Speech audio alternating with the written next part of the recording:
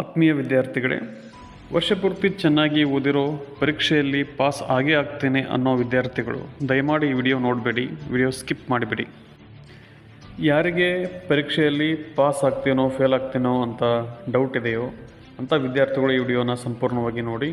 ಅಂತಿಮ ಹಂತದ ತಯಾರಿಗಾಗಿ ಈ ವಿಡಿಯೋನ ಮಾಡಲಾಗಿದೆ. SSLC ಪರೀಕ್ಷೆ ಅನ್ನೋದು ಹೇಗಾಗಿದೆ ಅಂತ ಹೇಳಿದರೆ, ಇದು PUC ಡಿಗ್ರಿ ಯಾವುದೇ IAS IPS KAS ಪರೀಕ್ಷೆಗಿಂತ ಬಹಳಷ್ಟು ಸ್ಟ್ರಿಕ್ಟ್ ಮಾಡ್ತಾ ಹೋಗ್ತಾ ಇದ್ದಾರೆ ಸರ್ಕಾರದವರು. ಇದನ್ನು ಬಹಳ ಗಂಭೀರವಾಗಿ ತೆಗೆದುಕೊಂಡಿದ್ದಾರೆ SSLC ಪರೀಕ್ಷೆನ.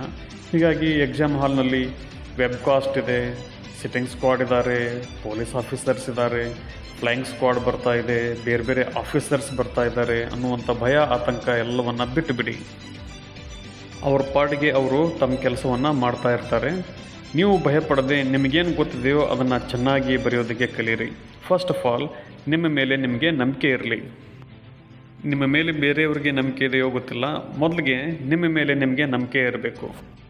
ಪರೀಕ್ಷೆ ಬರೆಯುವಾಗ ಒಂದು ಅಂಶ ನಿಮಗೆ ಸರಿಯಾಗಿ ನೆನಪಿರಲಿ. ಮೊದಲಿಗೆ ಪ್ರಶ್ನೆ ಪತ್ರಿಕೆಯನ್ನು ಸರಿಯಾಗಿ ಓದ್ಕೊಳ್ಳಿ.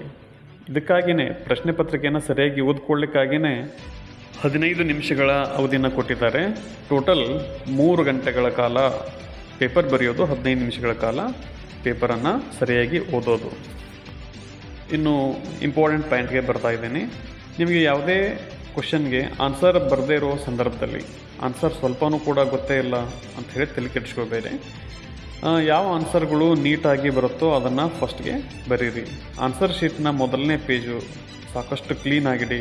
ಆಮೇಲೆ ಕ್ಲೀನ್ ಮೇಂಟೈನ್ ಮಾಡಿ, ಅಕ್ಷರಗಳನ್ನು ತಪ್ಪಾಗದಂತೆ, ಸೆಂಟೆನ್ಸ್ಗಳನ್ನು ತಪ್ಪಾಗದಂತೆ ನೀಟಾಗಿ ಬರೀರಿ. ಯಾಕಂದರೆ first impression is the best impression ಅನ್ನೋದು ನಿಮಗೆ ನೆನಪಿರಲಿ. ಪೇಪರ್ ಇವ್ಯಾಲ್ಯೂಯೇಟ್ ಮಾಡೋರು ಅಂದರೆ ನಿಮ್ಮ ಪೇಪರ್ನ ಚೆಕ್ ಮಾಡ್ತಕ್ಕಂಥ ವ್ಯಕ್ತಿ ಫಸ್ಟ್ ಪೇಜ್ ನೋಡಿದ ತಕ್ಷಣ ಇದು ಪಾಸ್ ಆಗ್ತಕ್ಕಂಥ ಪೇಪರ್ ಅನ್ನೋದು ಅವ್ರ ತಲೆಯಲ್ಲಿ ಬರಬೇಕು. ಅಷ್ಟೊಂದು ನೀಟಾಗಿ ಯಾವ ಪ್ರಶ್ನೆ ನಿಮಗೆ ಸರಿಯಾಗಿ ಬರುತ್ತೋ ಅದನ್ನೇ ಮೊದಲಿಗೆ ಬರೀರಿ. ನೆಕ್ಸ್ಟ್ ಎರಡನೇದಾಗಿ ಗೊತ್ತಿರ್ತಕ್ಕಂಥ ಉತ್ತರಗಳನ್ನು ಬರೆದು ನಂತರ ಕೆಲವು ಪ್ರಶ್ನೆಗಳಿಗೆ ಆನ್ಸರ್ ಗೊತ್ತಿರೋದಿಲ್ಲ, ಅವುಗಳನ್ನು ಆಮೇಲೆ ಬರೀರಿ. ಹಾಗಾದರೆ ಗೊತ್ತಿರದೇ ಇರತಕ್ಕಂಥ ಪ್ರಶ್ನೆಗಳನ್ನು ಏನು ಮಾಡಬೇಕು, ಯಾವ ರೀತಿ ಉತ್ತರ ಬರೀಬೇಕು, ಅದಕ್ಕೆ ನಾನು ನಿಮಗೆ ಒಂದು ಟ್ರಿಕ್ಕನ್ನು ತಿಳಿಸ್ಕೊಡ್ತೀನಿ ಇವಾಗ. ಫಾರ್ ಎಕ್ಸಾಂಪಲ್, ನಿಮಗೆ ಇಂಗ್ಲೀಷ್ನಲ್ಲಿ ಒಂದು ಲೆಸನ್ ತೊಗೊಳ್ತೀನಿ, ನಾರಾಯಣ್ಪುರ್ ಇನ್ಸಿಡೆಂಟ್ ಅಂತ. ಇದರಲ್ಲಿ ಈ ಪಾಯಿಂಟ್ಸ್ಗಳನ್ನು ನೆನ್ಪಿಟ್ಕೊಳ್ಬೇಕು.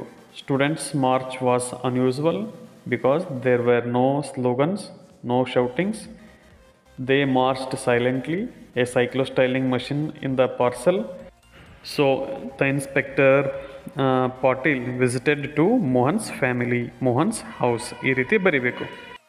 ಈ 4 to 5 ಸೆಂಟೆನ್ಸ್ನಲ್ಲಿ ಇಡೀ ಲೆಸನ್ನಲ್ಲಿರ್ತಕ್ಕಂಥ ಎಲ್ಲ ಪಾಯಿಂಟ್ಸ್ಗಳು ಬಂದೋದು.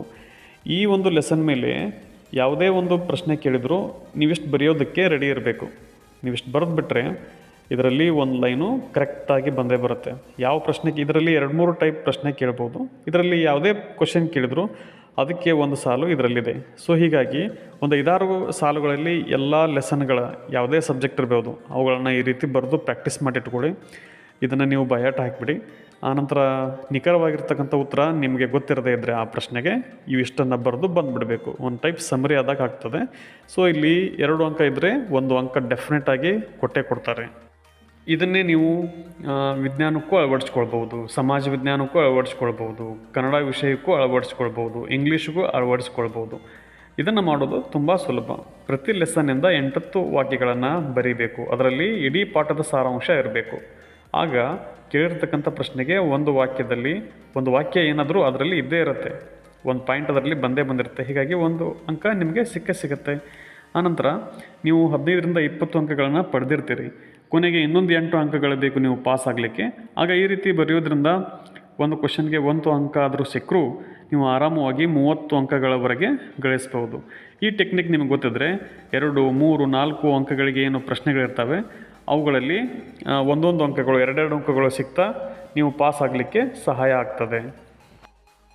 ಇನ್ನು ಮ್ಯಾಥ್ಸ್ಗೆ ಸಂಬಂಧಿಸಿದಂತೆ ನಿಮಗೆ ಕಂಪ್ಲೀಟಾಗಿ ಆನ್ಸರ್ ಗೊತ್ತಿರದೇ ಇದ್ದರೆ ನೀವು ಜಸ್ಟ್ ಫಾರ್ಮುಲಾ ಅಂದರೆ ಸೂತ್ರನಾದರೂ ಬರ್ಬೋದು.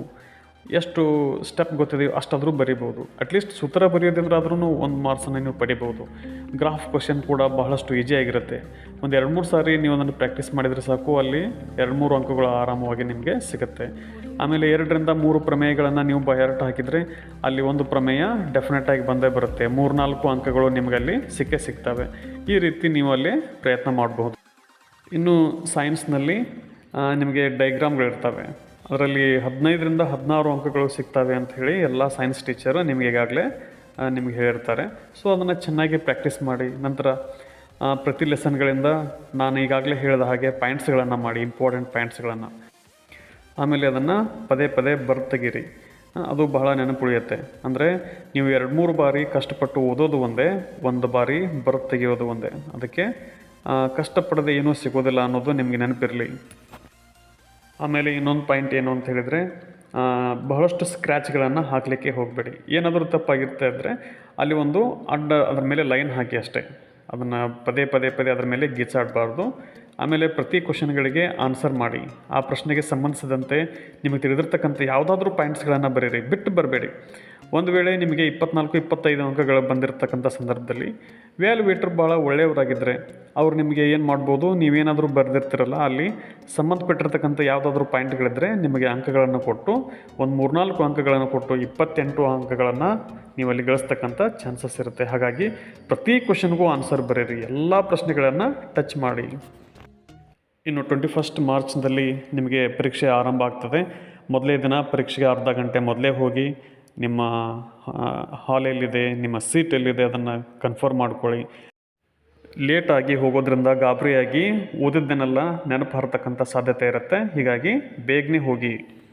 ಆನಂತರ ಪರೀಕ್ಷೆಗೆ ಹೋಗಬೇಕಾದಂಥ ಸಂದರ್ಭದಲ್ಲಿ ಯಾರ ಜೊತೆಗೂ ಕೂಡ ಬಹಳ ಡಿಸ್ಕಸ್ ಮಾಡಬೇಡಿ. ಅಂದರೆ ಅವ್ರು ಕೇಳ್ತಕ್ಕಂಥ ಪ್ರಶ್ನೆಗೆ ಉತ್ತರ ನನಗೆ ಗೊತ್ತಿಲ್ಲ ಅಂತ ಹೇಳಿ ನಿಮಗೆ ಅನ್ನಿಸ್ಬೋದು. ಹೀಗಾಗಿ ಯಾರ ಜೊತೆನೂ ಚರ್ಚೆ ಮಾಡಬೇಡಿ. ಏನು ಓದ್ಕೊಂಡಿದ್ದೀರಿ ಅದನ್ನಷ್ಟೇ ನೆನಪಿಟ್ಕೊಂಡು ಸುಮ್ಮನೆ ಹೋಗಿ ಯಾರ ಜೊತೆ ಚರ್ಚೆ ಮಾಡಬೇಡಿ. ಆನಂತರ ಮರಳಿ ಬರುವಾಗೂ ಆ ವಿಷಯದ ಬಗ್ಗೆ ಬಹಳ ಚರ್ಚೆ ಮಾಡಬೇಡಿ. ಮುಗಿದೋಗಿರ್ತಕ್ಕಂಥ ಪೇಪರ್ ಬಗ್ಗೆ ಅಂದರೆ ಪದೇ ಡಿಸಪಾಯಿಂಟ್ ಆಗಿ ಮುಂದೆ ನೀವು ಓದ್ತಕ್ಕಂಥ ವಿಷಯದ ಮೇಲೆ ಅದು ಪರಿಣಾಮ ಬೀರ್ಬೋದು. ಪಾಸ್ಟ್ ಈಸ್ ಪಾಸ್ಟ್, ಬರೆದಿರೋದು ಮುಗಿದು ಹೋಗಿರುತ್ತೆ. ಹೊಸ ಸಬ್ಜೆಕ್ಟ್ ಬಗ್ಗೆ, ನೆಕ್ಸ್ಟ್ ಪೇಪರ್ ಬಗ್ಗೆ ಮಾತ್ರ ತಲೆ ಕೆಡಿಸ್ಕೊಳ್ಳಿ. ಈ ಪಾಯಿಂಟ್ಸ್ಗಳನ್ನು ನೆನಪಿಟ್ಕೊಂಡು ಈ ಟೆಕ್ನಿಕ್ಸ್ಗಳನ್ನು ನೀವು ಅಳವಡಿಸ್ಕೊಂಡ್ರೆ ಪಾಸ್ ಆಗೋದ್ರಲ್ಲಿ 2 ಮಾತೇ ಇಲ್ಲ. All the best.